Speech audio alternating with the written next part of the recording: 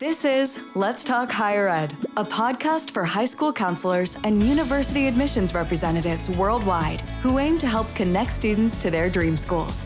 In each episode, we hold candid conversations with our community of students, their counselors, and universities to discuss everything from dealing with anxious parents to ensuring a seamless transition to university life. Let's get started. Welcome to Let's Talk Higher Ed podcast. I'm your host, Tim Munnerlyn, Senior Director of Education Partnerships at Cialfo. Cialfo supports counselors with our powerful and simple to use platform, helping counselors and students save time in making higher education more accessible. We also support universities. Cialfo is your trusted partner to help you find right fit undergraduate students from the largest network of international high schools. On today's podcast, we're joined by Anne Kuijs, Senior Recruiter and Communications Officer at Leiden University College in The Hague. We're going to be discussing the popularity of Dutch universities and exploring the overall application process. Anne, how are you today? I'm great. Thanks so much. How are you?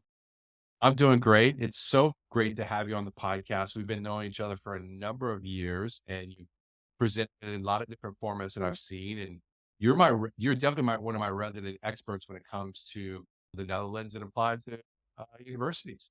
Glad to hear it. All right. Well, Netherlands, a growing destination for international students. Why is? Yeah, it's really been booming over the last few years. When I started my job, we were still working on building the reputation of the Netherlands, but that's completely changed now, and we're very, very popular. Most students say that they're really attracted to the Netherlands because of the affordability of education and the high quality. So all of the Dutch research universities are accredited by the same accrediting body in the Netherlands, and they have very high standards, and they're also ranked internationally. So you'll find research universities in international rankings, you'll find universities of applied sciences across the country as well, and all of them have to meet very high quality standards. But the education is also quite innovative because we want to train minds for the future. We're really a knowledge economy here in the Netherlands, so we want to bring that cultural element into our education as well. So there's a lot of room for students to enjoy innovative classes, a mix of small scale and large scale lectures. Depending on the program they choose, they can also do some designing maybe. So there's a lot of critical thinking and innovation in our education system. And maybe a final point is also that students find the admissions procedure fairly straightforward. So that makes it also a nice system to kind of step into that's manageable. And obviously growing number of programs at the undergraduate level in English. Yes, did I not mention that? It's so logical to me, but indeed, you're completely right. We have a lot of courses in English, even though our language here is not English. It's very widely spoken, and it's, of course, the language of business and academia. So we teach a lot in English as well. And at the master level, you can hardly find anything in Dutch at the moment, even. So it's very well integrated in our system. Highly affordable, obviously, for Dutch students and European Union students, and also for international students. Well, the education is subsidized for EU citizens. So anyone with an EU passport can benefit from the same tuition fees that Dutch students pay, which are around 2,500 euros per year. Non-EU students cannot benefit from those subsidies, but we try to keep the tuition fees as low as possible. They range between about 10,000 euros per year to about 18,000 euros per year. Those can be sent by the institution, so it depends a little bit on the course, what type of facilities are needed for that, for example. But in general, if you compare it to other education systems, you'll still find that it's a lot more affordable. Great. And you just mentioned earlier research universities, applied sciences universities, and then you also have a college system. Can you talk a little bit about all three? Sure. Yeah, this is always a bit difficult to grasp for people who come from the outside. It is more common within Europe. So Germany has a similar system, Switzerland. You'll find that we have the traditional universities, which are the research universities. Those are the more academic institutions where professors tend to have a PhD. Students can do a bachelor, a master, and can also do potentially a PhD themselves if they want to. Of course, a lot enter the labor market. It's a very high pace way of learning, and you get quite a lot of analytical depth as well. And those offer 3-year degrees. So it's the same as in the UK, a 3-year bachelor degree. But then we also have something called a University of Applied Sciences, and it's kind of in the name. You learn to apply your knowledge. So there are a lot of jobs around for which you don't necessarily need a very academic approach, but you still need to be highly trained. And those degrees are offered by universities of applied science. Now, there were certain courses that are offered only by universities of applied sciences. Think of fine arts, hotel schools, but also things like nursing, elementary school teaching, physical therapy, game design. Everything where you learn to put your knowledge in practice is offered at a university of applied sciences. The universities of applied sciences are 4 years in length, but students commonly then enter the labor market afterwards, whereas at a research university, it's more common for students to do a master. And another difference is that universities of applied sciences tend to have internships included in the program as well, because you're getting really labor market training. Right. Do the research university master programs, what's the usually typical duration for those? So a master program is usually 1 or 2 years in length. When you go more towards the humanities, languages, and also business and things like that, law is usually a 1 year master. The ones in engineering is usually a 2 year master. And you have this wonderful thing of university colleges, this liberal arts model in the Netherlands. Yeah, to make it more confusing, we've got another subset of options. So research universities got really inspired by what they saw in particularly America in the form of liberal arts colleges. And this really links to kind of knowledge once started. You know, when you look at the ancient Greeks, all they were doing is philosophizing and studying the world around them. And the idea is that the world, we've divided it into kind of different disciplines, but in real life, that's not the case, right? Like a turtle doesn't know that it belongs to the biology system or the geography system. So the idea with university colleges is that you can actually pick and choose from different disciplines and you're not linked to just one. Whereas if you pick a regular degree, again, a parallel with the UK, you normally study just that degree. So if you chose psychology, you would follow all your courses in the direction of psychology. Now, the beauty of the university college is that we've kind of adopted the American style liberal arts model where you can combine different fields. So the keyword is interdisciplinary. You will always be combining insights from different disciplines. Another aspect is the community aspect. Usually the colleges are selective and we have a very small scale international community at these colleges where students live and learn together very often as well. The on-campus living is not always the case for all of them, but there's really a synergy between what happens outside the classroom and inside the classroom. But these are kind of the honors colleges of the research universities. Most research universities have at least one university college, some have more. So I work at Leiden University College in The Hague. So we fall under Leiden University. Leiden University is based both in Leiden and The Hague. They have 15 English taught programs, and the university college is one of them. So we have kind of our own ecosystem, our own building, and we offer the liberal arts and sciences model. I'm gonna have to try to remember that turtle reference you had there for the liberal arts part. I'm gonna have to work on that a little bit, but a nice analogy for sure. Just let everybody know we do have a bunch of resources that are going to be linked in here. So we are talking at kind of a high level overall view here.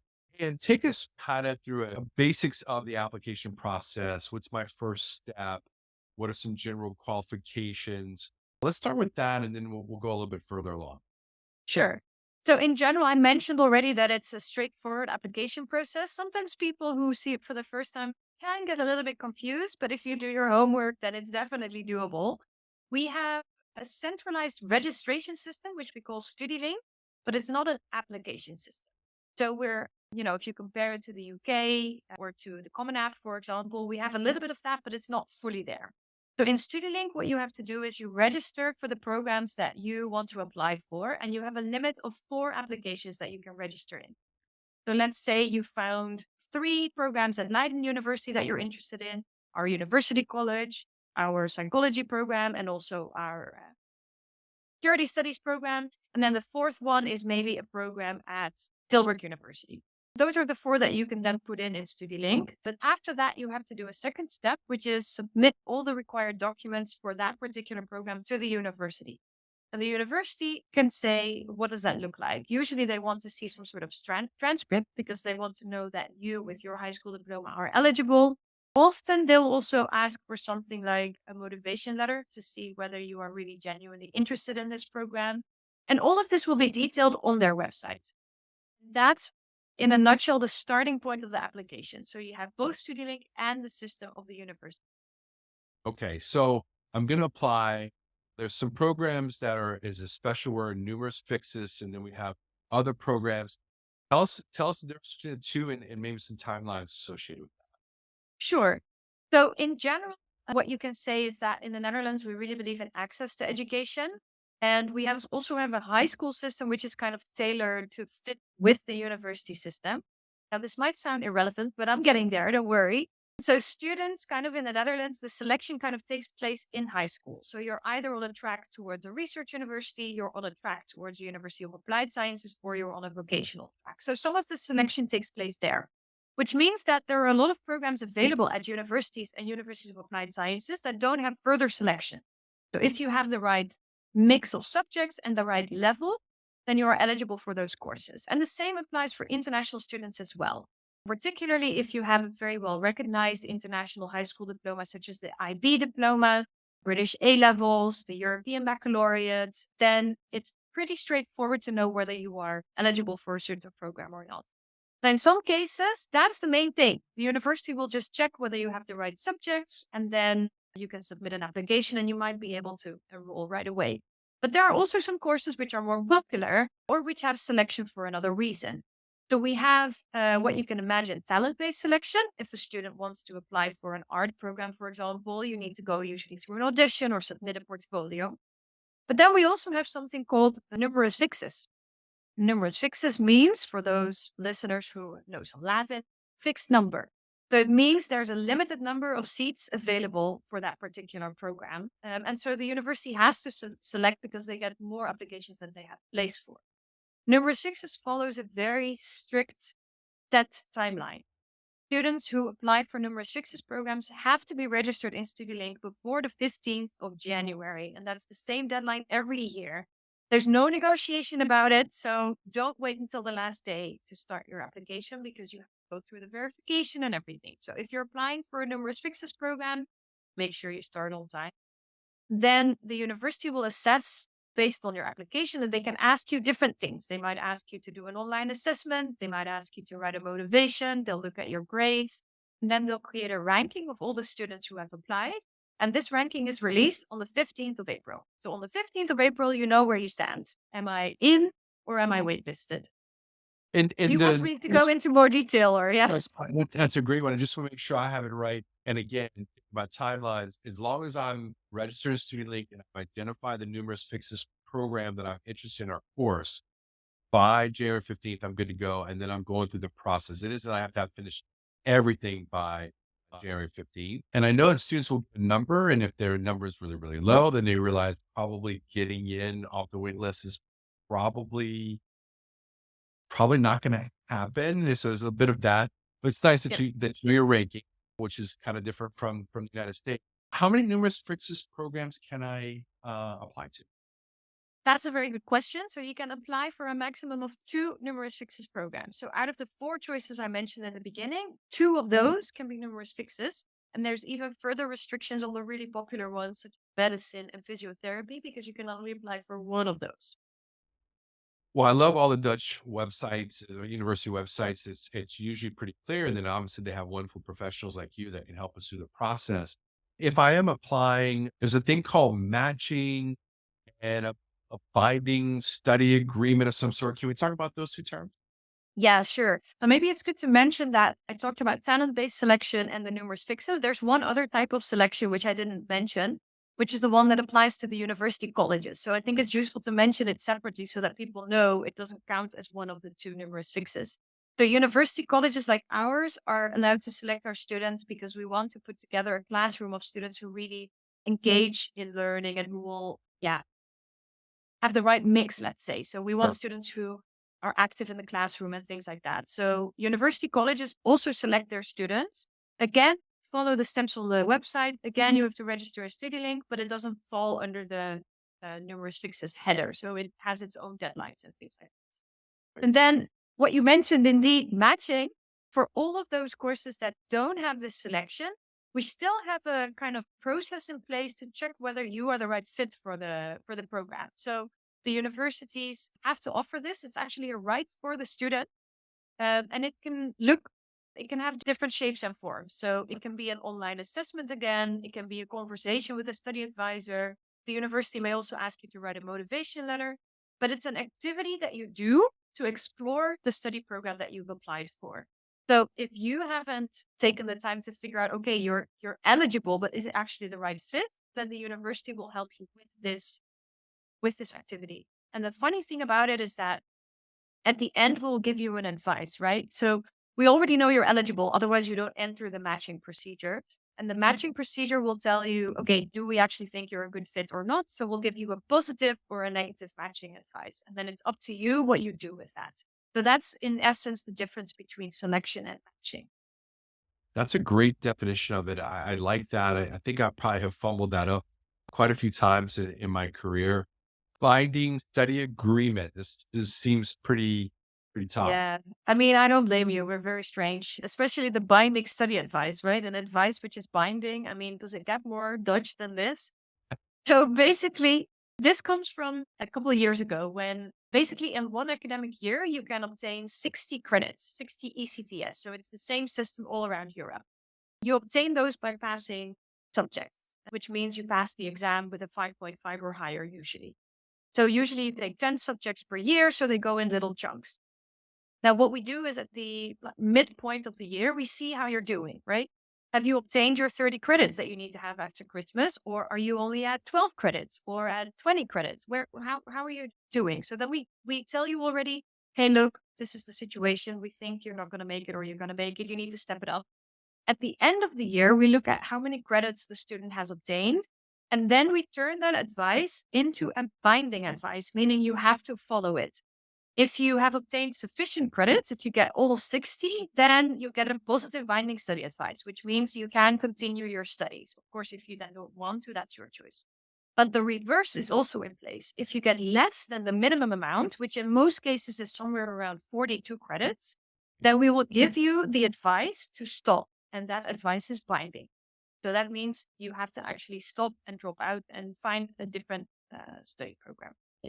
It's clear, but it does have its limits. So you have to appreciate that also about the Dutch as well and the system that has been set up with I that. mean, yeah, it goes hand in hand with the fact that we're not so selective for those programs, right? So maybe it's easier to get in, but then you have to work hard and stay in. So it's not in place in order to discourage students or to kick them out, but it's more like, look, if you're so far behind already, you're not going to make it.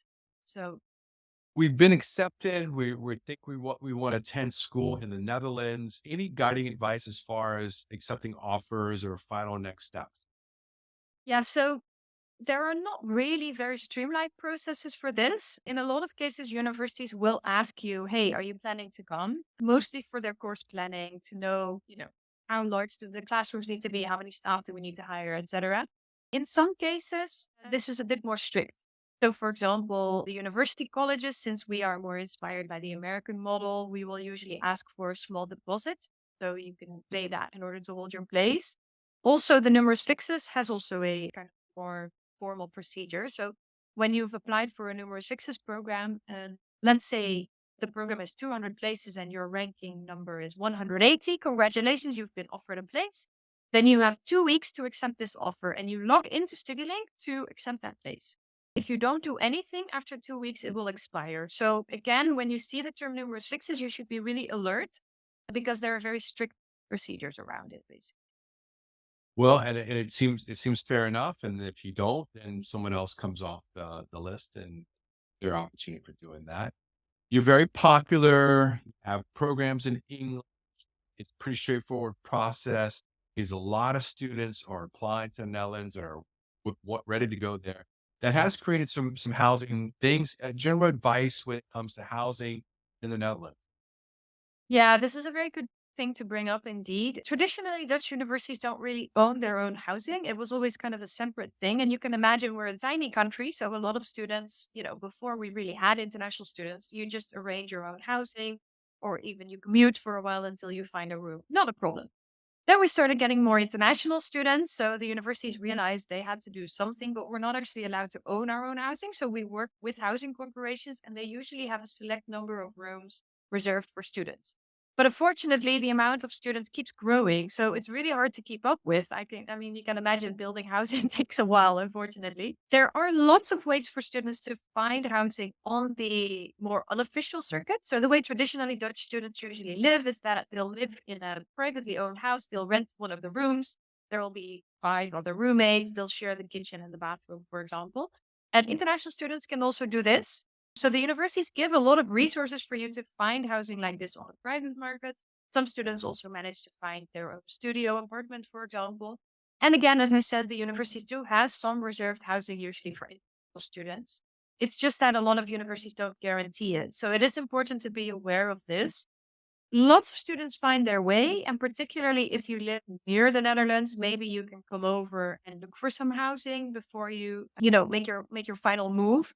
But that would be in the form of a visit. So visiting, seeing some houses for. But otherwise, I would say use the resources of the universities that are given and also make sure you have some backup options just in case. So apply in different cities, for example. Well, thank you. It's a great country. It's got all kind of opportunities, not only just in the larger cities, but all around the country. And any other advice or frequently asked questions that you get that might be worth sharing today? Well, I often get the question, okay, so which university is really the best one? You can tell me. Please, Yeah. please. And it's a I very want to learn difficult about- one. Yeah, of course, I would say my university, but actually, the true Dutch answer is that we really don't work with a system like that. When you look at the UK, for example, that that Oxford and Cambridge are the most well known and the oldest and have the highest status. But in the Netherlands, we really try to be more egalitarian because the university or the country believes in access to education, whether you live in the north, the south, the east, or the west. So, and all of us have to make the same accreditation standards as well. So there's quite a lot of standardization. So finding the one for you is more about, what is this university specialized in? And you can look at things like international rankings and specifically the subject rankings as well, because that tells you a bit more where the specialization lies. In the Netherlands, we also do a big student survey and we do get some special awards if you're like the number one in your category. So a lot of universities will communicate that on their websites as well. But a lot of it also has to do with you. Where do you want to live? Do you want a small city or a large city? Do you want an older university with buildings sprawled throughout the city, or do you want a more modern university that is in a campus? Do you want to live closer or further away from large cities? What is your budget? What is the teaching style of this university? Is the course offered in English, and is it large or small in scale? So those are the factors I would tell students to look at to find the right match for them. But any degree in the Netherlands will be recognized abroad from whichever university you come. And you can do your bachelor in one place and your master in another. So just find the one that is the right fit for you. Thank you so much. And as we said, we're going to have some resources for you in the show description. So please check it out. And you've done a wonderful job of taking us all the way through the application process and everything about higher education in the Netherlands. So thanks so much for doing that. Thanks for having me. Thanks for checking out this episode of Let's Talk Higher Ed. This show is brought to you by Cialfo, a fast-growing global edtech company and student-first career exploration and college application network. If you enjoyed this episode, then follow Let's Talk Higher Ed wherever you get your favorite podcasts. Or join us online at cialfo.co/podcast for all of the latest episodes.